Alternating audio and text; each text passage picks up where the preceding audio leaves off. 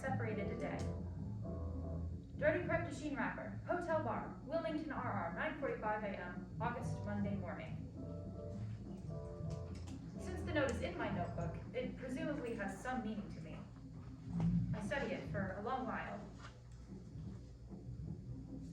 At first, I have only the most general notion of what I was doing on an August Monday morning in the bar of the hotel across from the Pennsylvania Railroad station in Wilmington, Delaware. Waiting for a train, missing one, 1960, 1961? Why Wilmington? But I do remember being there. The woman in the dirty crepe de chine wrapper had come down from her room for a beer, and the bartender had heard before the reason why she and George Sharp were separated today. Sure, he said, and went on mopping the floor. You told me. At the other end of the bar is a girl. She's talking, pointedly, not to the man beside her, but to a cat, lying in the triangle of sunlight cast through the open door. She is wearing a plaid silk dress from Peck and Peck, and the hem is coming down. Here is what it is. The woman has just been on the Eastern Shore, and she is now going back to the city, leaving the man beside her. Because she must go directly from the train to lunch in New York, she wishes that she had a pin for the hem of the silk dress. And she also just wishes she could forget about the hem and the lunch and stay in the cool bar that smells of disinfectant and malt, and make friends with the woman in the crepe de chine wrapper. She is afflicted by a little self-pity, and she wants to compare styles. That is what it was all about. Why did I write it down? In order to remember it, of course, but what exactly was it that I wanted to remember? How much of it actually happened? Did any of it? Why do I keep a notebook at all? It is easy to deceive oneself on all of these scores. The point of my keeping a notebook has never been, nor is it now, to have an accurate, factual record of what I have been doing or thinking. That would be a different impulse entirely, an instinct for reality which I sometimes envy but do not possess. What is this business about shopping, typing peace, dinner with E, depressed? Shopping for what? Typing what piece? Who is E? Was this E depressed or was I depressed? Who cares? In fact, I have abandoned altogether that kind of pointless entry. Instead, I tell what some would call lies. That's simply not true, the members of my family frequently tell me when they come up against my memory of a shared event. The party was not for you. The spider was not a black widow. It wasn't that way at all.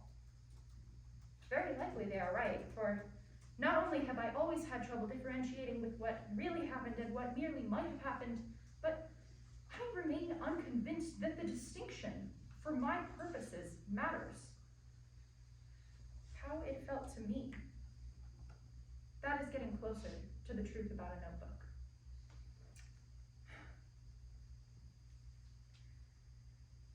I imagine that the notebook is about other people, but of course it is not.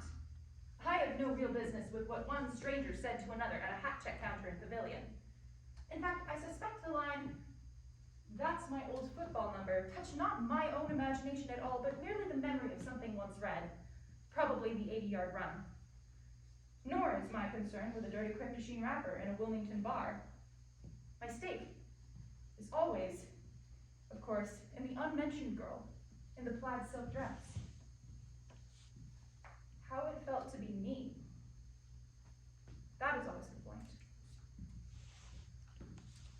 It is a difficult point to admit.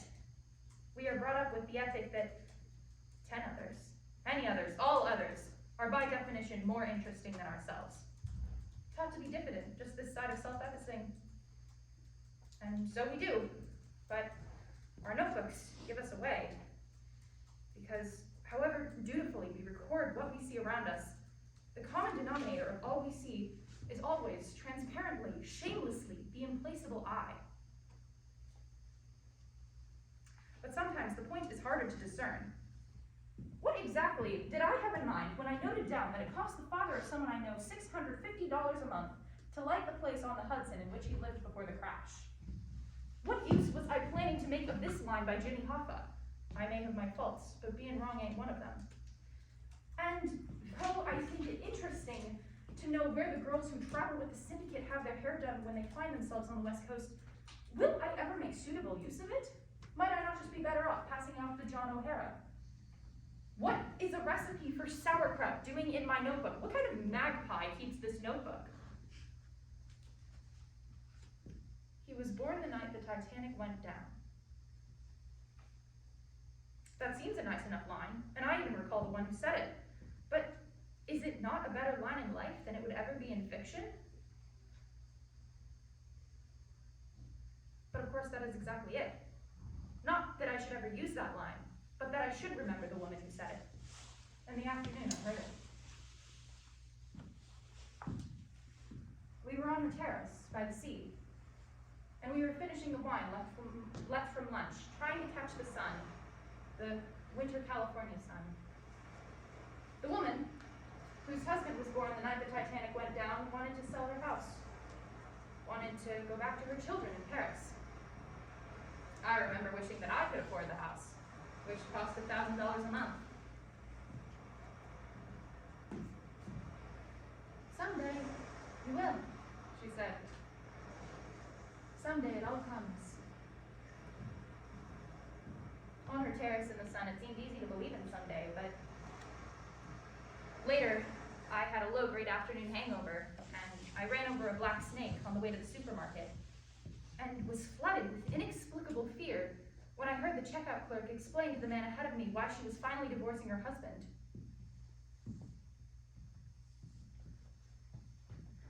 He left me no choice, she said over and over. He had a little 7-month baby by her. He left me no choice. I imagined that my dread then was for the human condition, but of course it was for me. Because I wanted a baby, and did not then have one. And because I wanted the house that cost $1,000 a month. And because I had a hangover.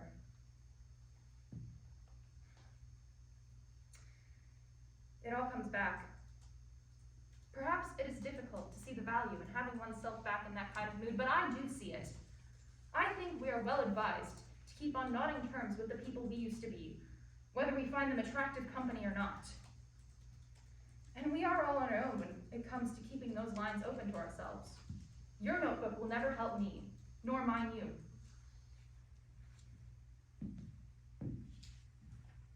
So, what's new in the whiskey business? What could that possibly mean to you? To me, it means a blonde in a pushy bathing suit, sitting with a couple of fat men by a pool at the Beverly Hills Hotel. Another man approaches, and they all regard one another in silence for a while. So, what's new with the whiskey business? One of the men finally says by way of welcome. And the blonde stands up, arches her foot and dips it in the pool, looking all the while at the cabana, where baby Pignarati is talking on the telephone. That is all there is to that. Except that several years later, I saw that blonde coming out of Saks Fifth Avenue with her California complexion and a voluminous mink coat. In the wind that day, she looked old and irrevocably tired to me. And even the skins on her mink coat were not done the way they were doing them that year. Not the way she would have wanted them done. And there is the point of the story. For a while after that, I did not like to look in the mirror, and my eyes would skim the newspapers and pick out only the deaths, the cancer victims, the premature coronaries, the suicides. And I stopped writing the Lexington Avenue IRT because I noticed that for the first time, all of the strangers I had seen for years, the man with the seeing eye dog, the spinster who read the classified pages every morning, the fat girl who always got off next to me at Grand Central, looked older than they once had. It all comes back. Even that recipe for sauerkraut, even that brings it back. I was on Fire Island when I first made that sauerkraut. And it was raining. And we drank a lot of bourbon and ate the sauerkraut and went to bed at 10. And I listened to the rain in the Atlantic and I felt safe. I made that sauerkraut again last night. and it did not make me feel any safer. But that is, as they say, another story.